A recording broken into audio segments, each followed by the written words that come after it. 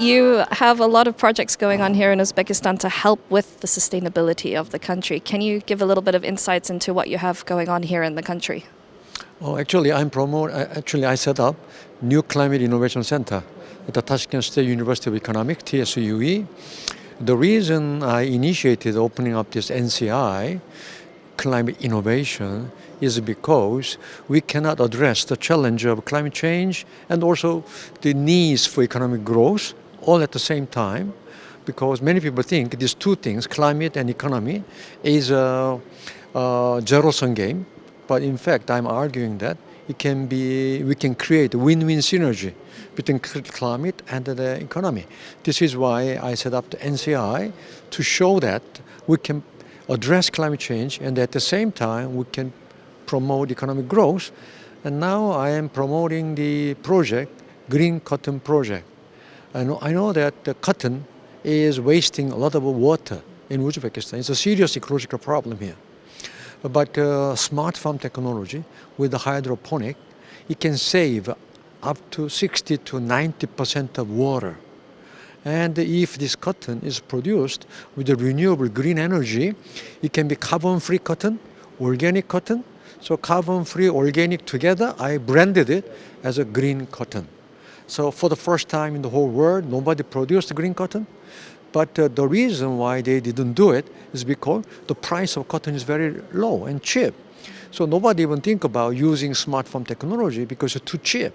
But my idea is that there are buyers and the consumers who are looking for high sustainability quality, like a carbon-free, water saving, and organic.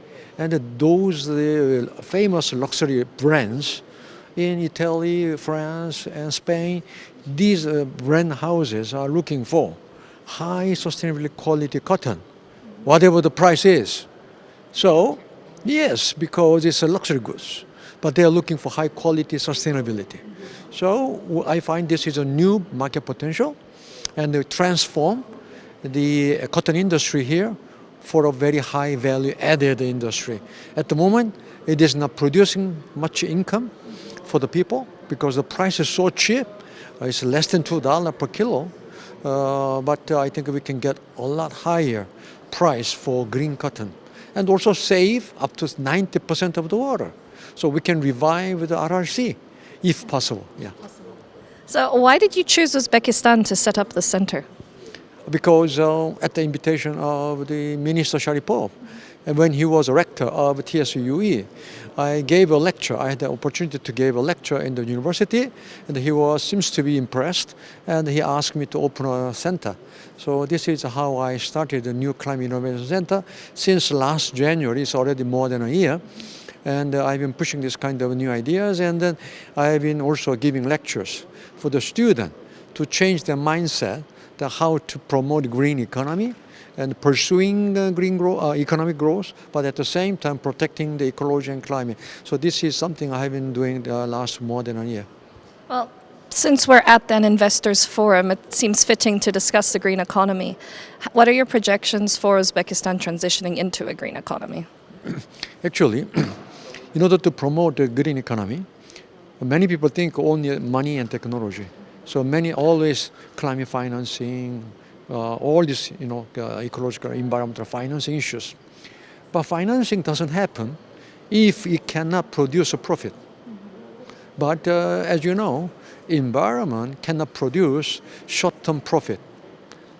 So we have to expand our time horizon. We have to look for long-term sustainability, not just a short-term efficiency. In the free market system, everybody is competing for cheapest price. Under these circumstances, we cannot get the green economy, but we have to take a long-term horizon for sustainability. But in order to make this happen, we have to have not only government support or the financial sector or the businesses, but more critically, which has been overlooked so far everywhere, is the role of the green consumers. There has to be a demand from the consumer for sustainable product. Otherwise, it's very difficult. The green investment cannot make any kind of a profit. So, but in order to green consumer do not happen overnight. It depending on the mindset of the people. So we have to change the mindset of the people to appreciate sustainability, green quality of the product, and that they should be ready to pay for it. Otherwise, very difficult. This is why I have shown my green cotton example. For example, there are buyers who appreciate the green quality of the green cotton. So this is why the project is possible. But in here, in this region, I know that at the moment the income level is quite low. But we can start with the businesses, not only from the people, consumers, but the businesses also can buy green energy at a higher price. I'm suggesting price differentiation between regular fossil fuel energy and green clean energy. These two have, because green energy is much more expensive than fossil fuel. So we should be ready to pay for it. Otherwise, who will pay for it? Government? No. Business? No. Who will pay? Is it companies or the consumers? Ultimately, consumers. Because even though companies pay for it later, they have to raise their price. So ultimately, it's the consumer. They have to understand it, but I know that it will take time. So this is why I'm promoting Me First campaign to change the mindset. And at the same time, price differentiation for the business, so that if the price is if a higher price for the green product, then business will be willing to make such a green product. So these are the two things has to go hand in hand together.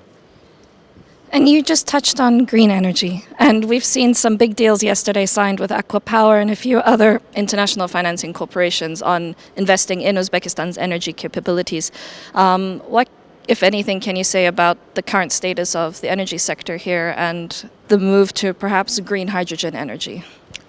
I think, I know that Uzbekistan has a very high potential for wind solar. But the reason, if there's a high potential, then why are they not materialized? There's some barriers and bottleneck. What is it? It's not just an investment, but actually the cost of a solar panel may be already quite cheap. But we are overlooking the other component, which is grid. We have to invest for the grid, but grid has to be invested by the government and the public sector. If there's not enough grid connection, also this grid connection has to be high quality. It has to be a smart grid, not just an old conventional grid. It needs quite considerable quantity of an investment. Then where the money will come from? Yeah, there has to be a business and consumers who appreciate the green energy, and they should be ready to pay a little higher price for it. Then they can be bankable, and this kind of investment can happen. Last question. What are your impressions of the forum? I had a very positive impression that especially the president made it very clear that he will push the reform as he has been doing, so open up the Uzbekistan economy and welcoming the investment from outside. This is a very good sign for the outside investors, and I think it is a very positive sign. I got a very positive image and perception that the country is really focused and willing to spring up, leapfrogging to other countries. So I am sure that Uzbekistan can reach another level in our near future.